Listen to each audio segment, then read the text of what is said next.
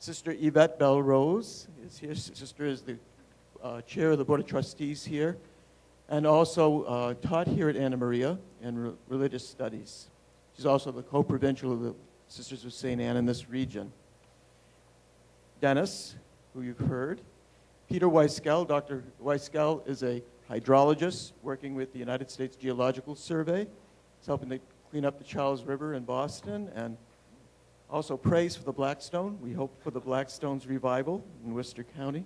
And Father John O'Brien, who is our labor historian and who also teaches Catholic social teaching and seeking truth here at Anna Maria College. And John is also I would say a devotee of Thomas Berry. He's a Passionist priest, as Thomas Berry is as well. So, let's gab.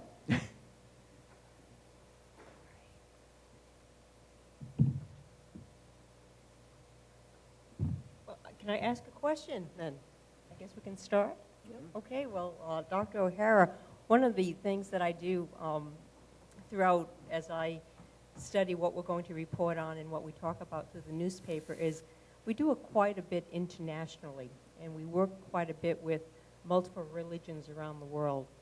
And one of the questions that surfaced often during my own studies in theology was, and I'm an ethicist by trade, but I'm a Christian ethicist. And the first question when I started studying Christian ethics was, do you need Christian ethics? Isn't ethics good enough? And do you really need the tradition of the wisdom of Christianity to inform the rest of the world? And as I began to study other religions, that question came up over and over again.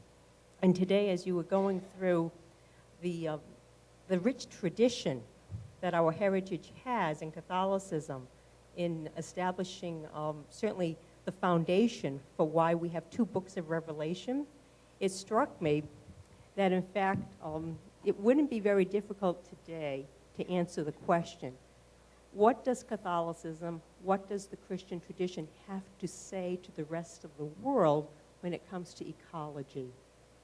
Do you really need it? Or can the world exist, can the ecological world exist without the Catholic tradition offering some insight? Now, I was wondering if that question has ever been posed to you as to why Catholicism isn't ecology good enough. Okay, so let me answer the question in two ways. One is Catholicism necessary to be part of the solution? And also, is religion necessary to be part of the solution? And the fast answer to the first one is there's over 1 billion of us on this planet. So if you can get to an audience of 1 billion right away, that's pretty good. And so on that basis alone, I would say, yeah, it makes sense.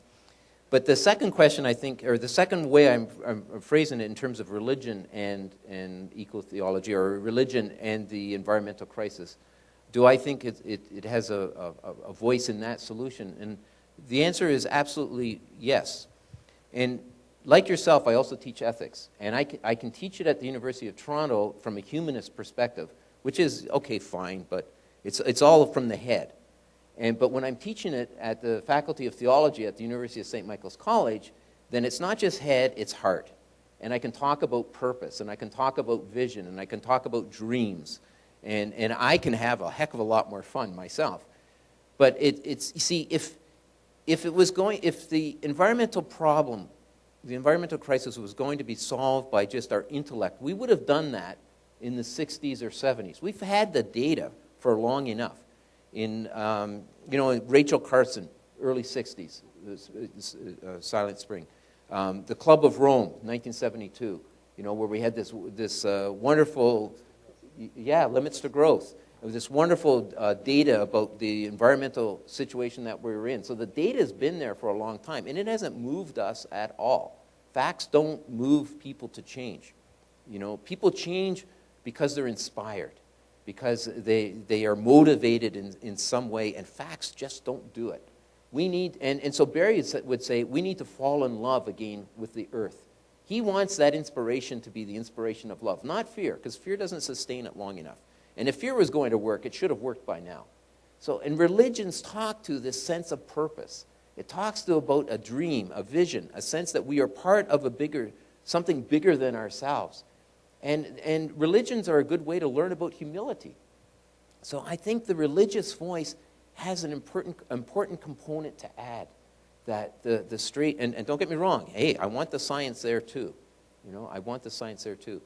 But the science by itself isn't enough, and platitudes or inspirational talks by themselves aren't enough. We need that both, because it's really getting to, it's really speaking to the whole person more. And if we're going to reinvent the person, or reinvent the human, as Barry says, then we probably need to reach out to them on as many dimensions as possible.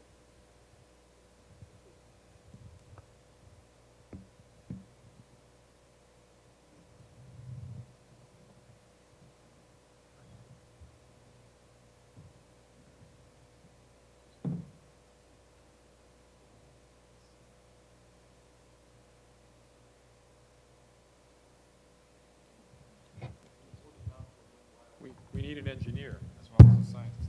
This is on now. In light of what, thank you, Sister. I think that's really.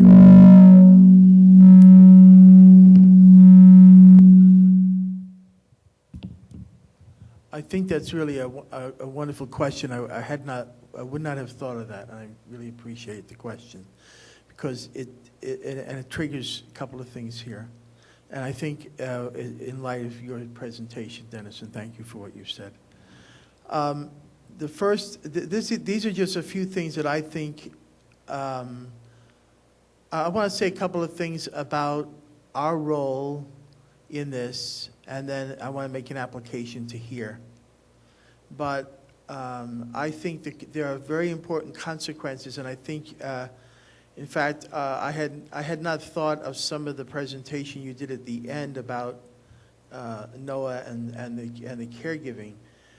But the first thing that I think comes out of this is that the first role that we have is of learners. And that's why Barry keeps talking about, as you present, that it's not a matter of us as subjects, we as subjects, and the earth as object, but what he talks about is intersubjectivity. It's a very important part of Barry's thought. The second is that we are partners or participants in this. And that I think is really critical for the future, that we are not just, the earth just doesn't provide for us. We are partners in shaping the earth, as well as the other than human realities of the earth shaping us. And one of the things that Tom has worked on in the book that Mary Evelyn Tucker has put together called Evening Thoughts, he has a short little chapter on the fact that the earth has rights, and so we are heralds. One of the things we are heralds of is a new speech. And the speech has to do with how we live in this bioregion and how we live on the earth.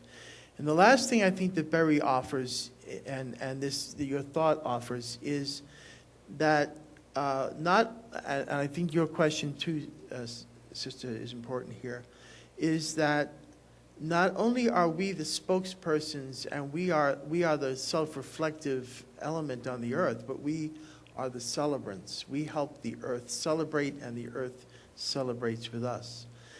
And I make one application to here, because in his book, The Great Work, Barry has a short chapter. He says that we have to reinvent the human and the human institutions. And that includes business and religion and education. And what he says on education is very important. Are we educating people just for jobs, which I know institutions have to do just in terms of the marketplace and bean counting that goes on in our world? But we have to make a choice in our education too, and that is, are we on the edge of a new age or not? And if we stay as we are, in the old age that we are, we will die, and the planet will die. If we are willing to move into the Ecozoic age, then we are training then people for a new way of living, which is the option for the poor. And here the poor are not just poor people, but those species of the earth